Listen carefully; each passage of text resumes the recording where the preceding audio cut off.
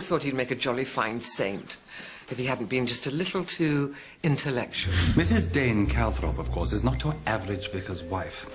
Everyone is ever so slightly afraid of her, and that's not only because she looks like one of those hideous gargoyles above the west door. She's so terrifyingly on the spot, if you get my drift, and represents to an uneasy conscience the deity personified. Have you met the Reverend? Oh, yes. A being more remote from everyday life I've yet to encounter. He always has his nose buried in Horace or the younger Pliny. And he will insist on spouting Latin. I tend more towards the Greek. And you, Mr. Burton, what is your inclination? Head first over the handlebars, eh, Jerry? Oh, a tongue with a tang. And may I say, Miss Burton, what a pleasure it is to welcome your distinctive style to our little community. Oh, I hope you don't think me impertinent, but your makeup. It's Grecian ivory #2, isn't it? It is, actually. It's charming. It's really charming. Now, if you were a local, you'd have a dab of powder to take the shine off your nose, possibly a soupçon of lipstick, not very well applied, and would almost certainly be wearing all of your eyebrows instead of only a quarter of them. Oh, dear, I'm going to look frightfully out of place, aren't I? Not at all, my dear. They'll just think you're a little queer, and what I ask is wrong with that. Have you received any letters, Mr. Pye? Letters, Mr. Burton? Yes, of the poison pen variety. I have, since you ask. Perfectly horrid, isn't it? Mrs. Dane Calthrop was telling us about the poor Colonel. Terrible business. Miss Marple seems to think he wasn't the type to top himself. What do you think? I have no opinion on the matter. Well, he certainly clammed up when you mentioned the letters. That chap could pout for England. Hello, I'm Megan. Megan Hunter. Oh, Megan, for goodness sake. Joanna Burton, pleased to meet you. Gosh, you're a bit of a looker. Do you think so? So she's absolute menace on that thing. I'm her mother, Mona Symington. How do you do? How do you do? Jerry Burton. Oh. You're the new chaps, aren't you? Mind if we join you? No, really, we should... Awfully sorry. See what I mean? Came flying off yesterday and tore my stocking. She ought to be in a sack. Look, I told you to mend that. Darling, such a bore, isn't it? How would you know? crashed a lot, have you? Oh, Megan, really? It wasn't a crash. It was an accident. I had to swerve to avoid a child. Oh. La Blanche. Yes, actually. One has to be so frightfully slim to carry off La Blanche. And yours, do tell. Oh, this old thing. She's awfully pretty, not a bit like you. Thank you for your invitation to dinner. We'd love to Yes, come. it will give us a chance for a good old chin. Brother and sisters aren't always alike. I suppose not. I'm not very like my half-brothers, and they're not like each other. Rum, isn't it? What is? The whole family thing. So will you always be a bit of a crock? No, I won't. I thought that's why you looked so miserable being a crock all your life. But if it's how you always look... I'm just impatient, that's all. Don't you ever get impatient? What about? Nothing ever happens. That's not what I've heard. And what's that? But someone's been busy writing letters. Oh, those. It's such a gossipy old place. So have you had one? Most people have. What did it say? Something about my real father being a bit of a villain and me being a lazy young bitch.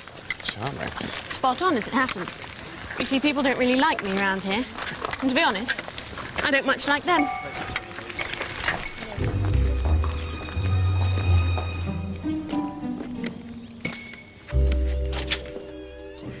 Mr. Symington will see you now, sir. Thank you. Good afternoon, Burton. Good afternoon. Thanks for the invitation for Saturday. Pleasure to welcome you here. And I've also got some share certificates I need transferring. Very good. I'll take a look. Your secretary seemed a little... Oh, yes. Poor old Ginch. Got one of those blasted letters. Fairly fruity, I must say. Apparently, we're in the middle of a hot and steamy affair. Imagine. Ginch and myself. Quite risible if it wasn't so nauseating. Yeah, it's funny, isn't it? People say you must be bored to death living in the country. Little do they know, eh?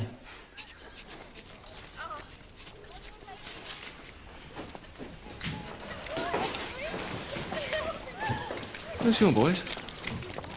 Yes, they are. Little terrors. But good lads, really. And she's their governess? Yes, yes, Miss Holland.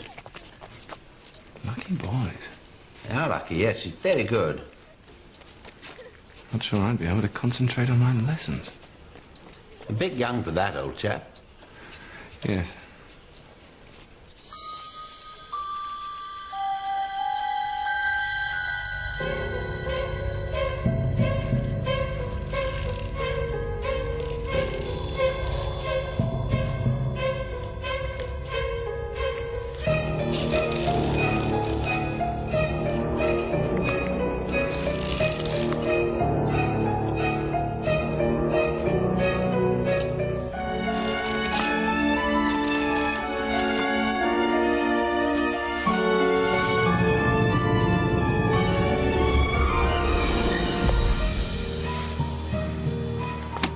Anything for me?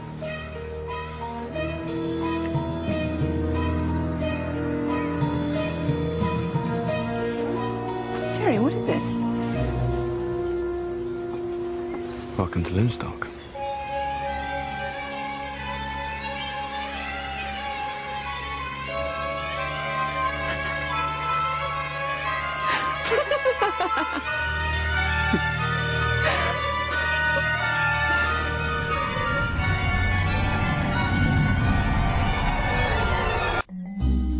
That was quick off the mark. What did it say, if you don't mind me asking? Oh, well, it suggested that Joanna wasn't really my sister. Though in slightly more colourful language. Did she actually read the letter? Oh, yes. Well, I do hope it didn't upset her too much. Well, she found it quite a hoot, actually. Which I suppose is the best way to take it. Except when it gets out of hand, of course. Oh, the Colonel, you mean? You've heard, then? Almost as soon as we arrived. Awful, dreadful business. I must say, you know, you're tending to use these as a bit of a crutch, you know. I thought that was a general idea. Well, yes, but I'm fairly sure you could do without them as long as you take it easy, of course. Oh, right, I see. Well, I'll give it a go sometime. So the Colonel, bit of a lad, I gather. Yes. But it just goes to show, you know, how dangerous these things really can be. You don't have any idea who's behind them, do you? No, unfortunately not. Yeah, there's something of this kind in my practice up north. Got pretty nasty, actually. Yes, of course, I've received one, as has Symington, the solicitor. He's had one. And I bet a few other people have had them that won't admit to it. So what did yours say? Oh, well, you know, the kind of... If you'd rather not. Oh, no, not at all. No, it actually accused me of interfering with one of my patients in the most graphic detail. Ridiculous, of course, I have to say, ridiculous. But I fear that it won't be too long before another one of these letters, you know, finds the old bullseye. Well, next week, then. Will he live? Well, he's doing frightfully well, Miss Burton. Oh, that is good news. Yes. Maybe you should try going a little bit slower next time. Do you know, I've never seen the point. I gather we'll be seeing you at the Symingtons, Dr. Griffith. Oh, I can't wait. Ciao. Ciao.